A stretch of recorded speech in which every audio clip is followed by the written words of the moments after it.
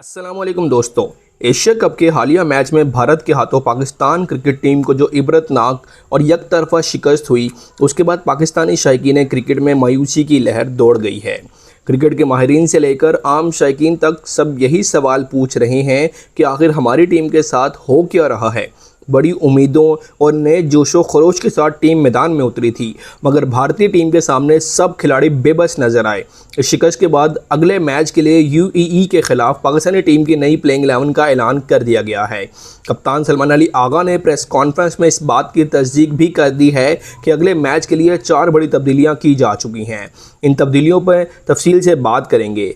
नाज़रीन, आज की इस वीडियो में हम सबसे पहले ये भी आपको बताएंगे कि कौन से 11 खिलाड़ी मैदान में उतरेंगे, कौन सी 4 बड़ी तब्दीलियां हो चुकी हैं, भारत के खिलाफ पाकिस्तान को मिली शर्मनाक शिकस्त के बड़ी वजूहात क्या थीं और किन खिलाड़ियों की वजह से टीम को ये दिन देखना पड़ा। हम ये भी बताएंगे कि अगले मैच के लिए किन खिलाड़ियों को ड्रॉप कर दिया गया है और कौन से नए चेहरे अब आपको मैदान में खेलते हुए दिखाई देंगे। इसके साथ साथ यूएई के ख़िलाफ़ मैच का नया टाइम टेबल और मुकम्मल शेड्यूल भी सामने आ चुका है, जो हम आपको आगाह करेंगे। इसके अलावा एक और अहम और दिलचस्प पहलू ये है कि मैच रेफरी के ख़िलाफ़ हेड कोच ने कौन सा बयान दिया है। पाकिस्तान ने भी इस रेफरी को पाकिस्तान में दाखिल होने पर पाबंदी लगा दी है। तो आपने वीडियो को आखिर तक लाजमी देखना है, क्योंकि हम कदम ब कदम तफसील के साथ वो सब कुछ बताएंगे जो आप जानना चाहते हैं। साथ ही वीडियो को लाइक करना, चैनल को सब्सक्राइब करना और कमेंट में अपनी कीमती राय देना मत भूलिएगा। नाज़रीन, एक दिलचस्प सवाल भी आप सबके लिए है। आपकी नज़र में साइम अयूब और बाबर आजम में से कौन सा खिलाड़ी बेहतरीन बल्लेबाज है? कमेंट सेक्शन में अपनी राय ज़रूर दें ताकि हमें भी मालूम हो कि अवाम किस खिलाड़ी को ज़्यादा पसंद करते हैं। अब आते हैं कि मैच की समरी पर। भारत के खिलाफ शिकस्त के बाद क्रिकेट के हर हल्के में ये बहस छिड़ गई कि पाकिस्तानी टीम ने कहाँ गलती की। सबसे पहली और बड़ी बात यह है कि टॉस जीतने के बावजूद कप्तान सलमान अली आगा ने बैटिंग का फैसला किया, जबकि क्रिकेट एक्सपर्ट्स मुसलसल मशवरे दे रहे थे कि इस ग्राउंड पर बैटिंग पहले नहीं करें। शुएब अख्तर समेत कई लेजेंड खिलाड़ी वाज़ेह तौर पर कह रहे थे कि यहाँ गेंद शुरू के ओवर्स में काफ़ी टर्न होती है, स्पिनर्स को मदद मिलती है और बैटिंग मुश्किल हो जाती है, इसलिए पहले फील्डिंग करना बेहतर होगा। मगर कप्तान ने उल्टी हिकमत अमले अपनाई और उसका नुकसान भी उठाना पड़ा। हालांकि टॉस हारने के बाद जब सूर्या कुमार यादव से पूछा गया कि अगर आप टॉस जीतते तो क्या करते, तो उन्होंने भी यही कहा कि हम पहले बॉलिंग ही करते। तो वो टॉस हारने के बावजूद बॉलिंग की उन्होंने और उसका रिजल्ट सबने देख लिया। ओपनिंग साइम अयूब और उनके साथ साहिबजादा फरहान ने की, लेकिन दोनों खिलाड़ी दबाव में नजर आए। साइम अयूब पहली ही गेंद पर हार्दिक पांड्या की बॉल पर आउट हो गए। उनका 0 पर आउट होना अब मामूल बनता जा रहा है।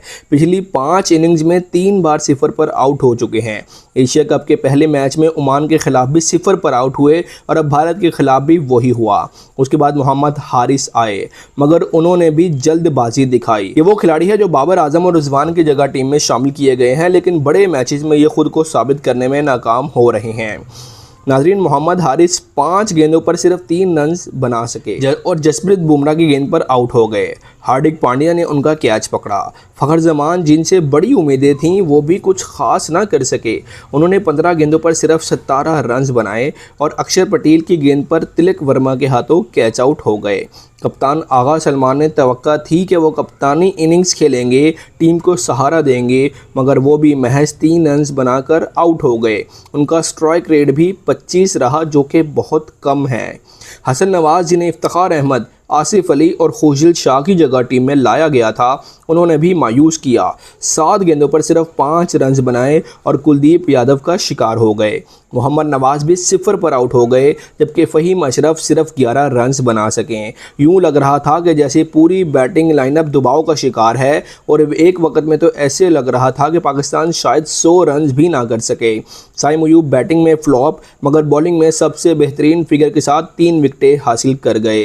दूसरी तरफ शहनशाह अफरीदी ने बॉलिंग में 2 ओवर्स में 23 रन देकर मगर बैटिंग में 16 गेंदों पर 33 रन बना डाले और छक्के चौके लगाकर सबको हैरान कर दिया। भारत की बैटिंग की बात करें तो अभिषेक शर्मा ने 31 रन, शुभमन गिल ने 10 रन, सूर्या कुमार यादव ने 47 रन और तिलक वर्मा ने 31 रन की इनिंग्स खेली। पाकिस्तानी टीम ने 128 रन का हदफ दिया था, जो भारतीय टीम ने 15.5 ओवर्स में 3 विकेटों के नुकसान पर हासिल कर लिया। ये मुकम्मल तौर पर एकतरफा मैच था। फील्डिंग, बैटिंग और बॉलिंग तीनों शोबों में पाकिस्तानी टीम मुकम्मल तौर पर इस शर्मनाक शिकस्त के बाद टीम मैनेजमेंट ने फौरी तौर पर तब्दीलियां करने का फैसला किया। सबसे पहली तब्दीली साइम अयूब की जगह पर खुशदिल शाह को टीम में वापस लाना है। ओपनिंग पर अब साहिबजादा फरहान और फ़खर जमान मैदान में आएंगे। साहिबजादा फरहान एक ऐसे खिलाड़ी हैं जो इस मैच में अकेले डटे रहे मगर उनका साथ किसी ने नहीं दिया। अब उनके साथ फ़खर जमान होंगे ताकि ओपनिंग में मजबूत आगाज़ हो सके। नंबर 3 पर नादरीन हसन नवाज़ को रखा गया है जो कि मोहम्मद हारिस को ड्रॉप कर दिया गया है। विकेट कीपिंग का काम भी साहिबजादा फरहान कर सकते हैं जो बैटिंग के साथ साथ विकेट कीपिंग भी करेंगे। नंबर 4 पर कप्तान सलमान अली आगा खुद आएंगे ताकि मिडिल ऑर्डर को सहारा दे सकें।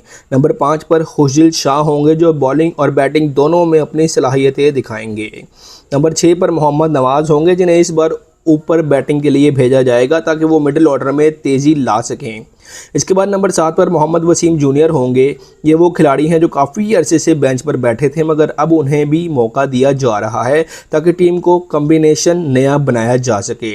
उसके बाद नंबर 8 पर हसन अली होंगे जबकि शाहीन शाह अफरीदी और फ़हीम अशरफ इस मैच में नज़र नहीं आएंगे।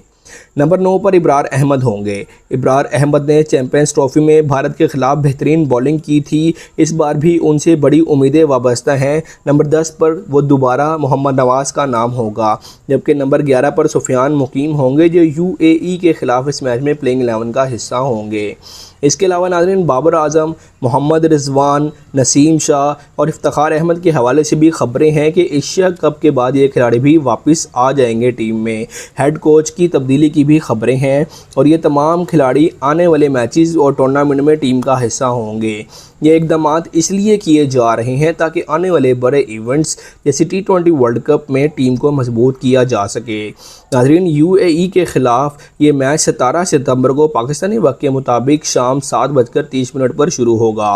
ये मैच पाकिस्तानी टीम के लिए एक बहुत बड़ा इम्तिहान होगा क्योंकि इस मैच में नए खिलाड़ियों को मौका मिल रहा है और शायकीन की नज़रें उन पर होंगी। सब ये जानना चाहते हैं कि क्या नया कम्बिनेशन कोई कामयाबी दिला पाएगा या नहीं। नाज़रीन आप भी अपनी कीमती राय दीजिएगा कि कौन सी टीम जीतेगी। क्या अगली बार पाकिस्तान भारत को शिकस्त दे पाएगा? कमेंट में ज़रूर बताइएगा आपकी नज़र में कौन सा खिलाड़ी टीम के लिए सबसे अहम है और किन तब्दीलियों से टीम बेहतर हो सकती है। क्या साइम अयूब और बाबर आजम में से बेहतरीन खिलाड़ी बाबर आजम हैं या साइम अयूब? और क्या साइम अयूब को मुसलसल डक पर आउट होने के बाद टीम से बाहर निकाल देना? इन सब सवालों के जवाब आप कमेंट सेक्शन में दे सकते हैं। और वीडियो को आखिर तक देखने का बहुत शुक्रिया। हम मिलेंगे आपको अगली वीडियो में, तब तक के लिए अल्लाह हाफिज़।